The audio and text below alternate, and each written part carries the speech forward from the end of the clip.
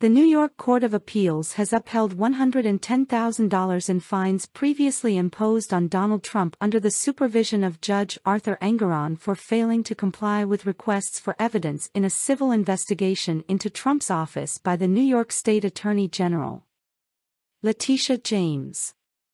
The investigation has now culminated in a devastating lawsuit James brought against Trump, his famous children and his family business for what he says are years of financial wrongdoing, based on gross understatements of the real estate's net worth.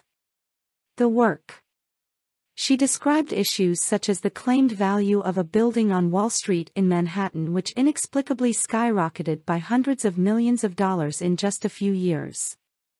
A major point of contention in Trump's compliance with James' requests from a 2021 subpoena was the lack of detail he provided for searches his team ostensibly conducted for records believed to be related to the requests in dispute. The court has decided that, based on the complaint, the petitioner has presented through clear and convincing evidence in the response of March 31, 2022 of the respondent to the complaint, stating that strong investigation without finding any relevant document or its detention, without giving any explanation of the search document or detention policy, as required by the undisputed direction of the subpoena, therefore detrimental damage to the law and clear jurisdiction of the court, which he knows, said the Court of Appeal. Confirmed the specific financial penalty imposed by Engoron. Trump has apparently already paid the fine, suggesting he and his party thought he would get it back if an appeals court rules out the next challenge to his approval.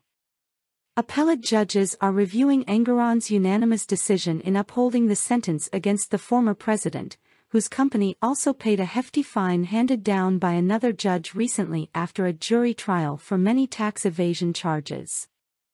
Those fines, more than $1.6 million, are allowed under current law, Manhattan District Attorney Alvin Bragg advocates for change. It's also an important reminder that our state laws need to change so that we can bring greater penalties and punishments to businesses that commit crimes in New York City, Bragg said last month.